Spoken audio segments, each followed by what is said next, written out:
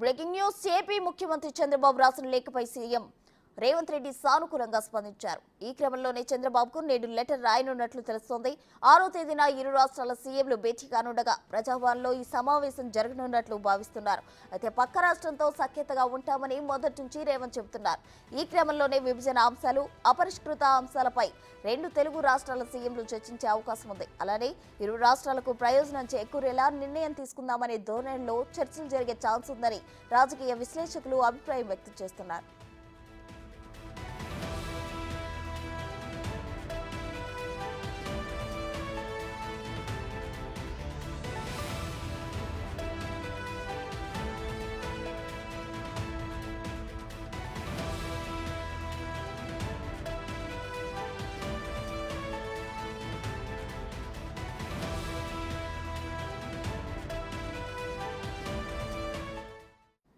AP ముఖ్యమంత్రి చంద్రబాబు రాసిన లేఖకు CM Revanth Reddy ఈ రోజు స్పందించనున్నారు. దీనికి సంబంధించిన ఓవరాల్ డీటెయిల్స్ మా ప్రతినిధి సాదిక్ అందిస్తారు. సాదిక్, చెప్పండి. అయితే ఏపీ ముఖ్యమంత్రి అటు తెలంగాణ ముఖ్యమంత్రి కూడా భేటీ కానున్నట్లు తెలుస్తుంది. వారిరువురి మధ్య చర్చ కొనసాగనుంది. దీనికి సంబంధించి భేటీ ప్రధానంగా ఏ అంశాలు చర్చించనున్నారు?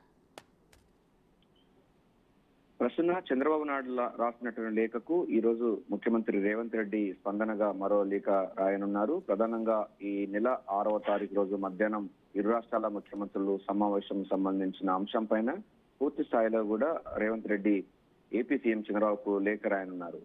ప్రధానంగా ఈ యొక్క భేటీ శనివారం మధ్యాహ్నం 3 గంటలకు ప్రజాభవన్ లో ఇరు రాష్ట్రాల ముఖ్యమంత్రులు భేటీ అయ్యే అవకాశం ఉంది. మొదటి నుంచి కూడా ముఖ్యమంత్రి రేవంత్ రెడ్డి పక్క రాష్ట్రంతో సఖ్యత ఉంటామని చెప్తూ వస్తున్నారు. స్నేహపూర్వకమైనటువంటి వాతావరణంలో ఇరు రాష్ట్రాలకు సంబంధించిన వాళ్ళు ముందుకెళ్లాలి, తెలుగు రాష్ట్రాల యొక్క ఔన్నత్యాన్ని ప్రపంచానికి చాటి చెప్పేలా మన విధానం ఉండాలని కూడా ముఖ్యమంత్రి చెప్తూ ఉంటున్నారు. ఈ నేపథ్యంలోనే విభజన అంశాలు ఉన్నాయి, ఇంకా పరిష్కృతం కాని అనేక సమస్యలు రెండు రాష్ట్రాల మధ్య ఉన్నాయి. వాటిని సామరస్యపూర్వకంగా వాటిని ఫుల్ఫిల్ చేసుకోవాలి, వాటిని సాల్వ్ చేసుకోవాలనే ధోరణిలో ముఖ్యమంత్రి రేవంత్ రెడ్డి ఉన్నారు. అదేవిధంగా ఏపీ చంద్రబాబు నాయుడు కూడా అదే తరహాలో ఉన్నారు. రెండు రాష్ట్రాలకు సంబంధించి విడిపోయి కలిసి ఉంటామన్నటువంటి సంకేతాలు ఇవ్వబోతున్నారు.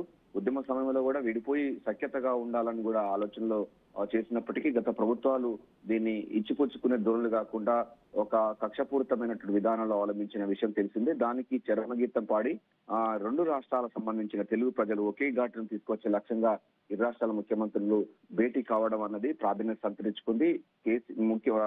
ప్రధానంగా చంద్రబాబు రాసినటువంటి లేఖకు ప్రతిస్పందనగా ముఖ్యమంత్రి రేవంత్ రెడ్డి ఈ రోజు తిరిగి ఆయనకు ప్రతి ఉత్తరం రాయబోతున్నారు. ప్రధానంగా ఒక 4-5 అంశాల పైన కూడా ఈ భేటీలో ప్రధాన చర్చ ఉండే అవకాశం ఉంది. 2014 విభజన చట్టంలో ఉన్నటువంటి 9-10 షెడ్యూల్లో ఉన్నటువంటి చాలా సమస్యలు, అప్పులు, ఆస్తులకు సంబంధించిన విషయంలో ఇంకా కొలికి రాలేదు. వాటిని కొలికి వచ్చే విధంగా ఈ రాష్ట్రాల ముఖ్యమంత్రులు చర్చించే అవకాశం ఉంది. ప్రధానంగా సీలేరు నది సీలేరు దగ్గర ఉన్నటువంటి హైడల్ పవర్ సంబంధించినటువంటి విషయంలో చూసినట్టయితే 700 కోట్లు తెలంగాణ ప్రభుత్వం ఇవ్వాలని కూడా ఏపీ మొదటి నుంచి అంటుంది. లేదు మాకే 6,000 కోట్ల రూపాయలు ఇవ్వాలని కూడా ఆంధ్రప్రదేశ్ అంటుంది. సో ఇరు రాష్ట్రాలకు సంబంధించిన వివాదం ఇది. ఈ కరెంటు సంబంధించినటువంటి ఆస్తుల వివాదం ఒకటి ఉంది. దీన్ని పరిష్కార మార్గం చూపే అవకాశం ఉంది ఇరు రాష్ట్రాల ముఖ్యమంత్రుల డైలాగ్స్ లో. దీంతో పాటుగా ఆర్టీసీ సంబంధించినటువంటి విషయంలో చూస్తుంటే ఉమ్మడి రాష్ట్రంలో అనేకమైన ఆస్తులు ఉన్నాయి. RTC cross road RTC cross road దగ్గర ఉన్నటువంటి కళ్యాణ మండపాన్ని ఏపీ తమకు కావాలని కూడా చెప్తా ఉంది. సో దీనిపైన కూడా క్లారిటీ వచ్చే అవకాశం ఉంది. దీనిపైన కూడా ఇది ఇరు రాష్ట్రాల ముఖ్యమంత్రులు డైలాగ్ చేసే అవకాశం ఉంది.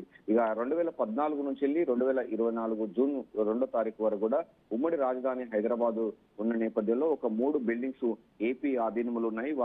మొన్నటి దాకా వాటిని ఉపయోగించారు. అందులో lake view guest house, AP CID DGP office దగ్గర ఉన్నటువంటి మరో బిల్డింగ్, తర్వాత హెర్మిటేజ్ బిల్డింగ్ అని ఒకటి బిర్లా మందిర్ దగ్గర ఉంటుంది.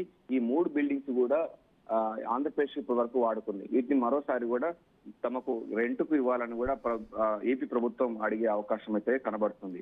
అంతేవిధంగా ముఖ్యమంత్రి రేవంత్ రెడ్డి కూడా పోలవరం ప్రాజెక్టు ముంపు గ్రామాలైన 5 గ్రామాలను తిరిగి తెలంగాణలో కలిపే విధంగా ఒక ప్రపోజల్స్ పెట్టే అవకాశం ఉన్నట్టుగా మనకు ముఖ్యమంత్రి కార్యాలయ వర్గాలు చెప్తా ఉన్నాయి. కృష్ణా నదీ జలాల వివాదం సంబంధించింది ఎప్పటి నుండి జరుగుతా ఉంది. దాన్ని సామరస్య పూర్వకంగా ఫుల్ఫిల్ చేసుకోవాలి. ఇరు రాష్ట్రాల రైతులను, తెలుగు రాష్ట్రాల రైతులను వారికి నష్టం కలగకుండా సరిసమానంగా చూసుకునే విధంగా ఈ యొక్క టాక్స్ ఉండే అవకాశం ఉన్నట్టుగా అయితే తెలుస్తా ఉంది.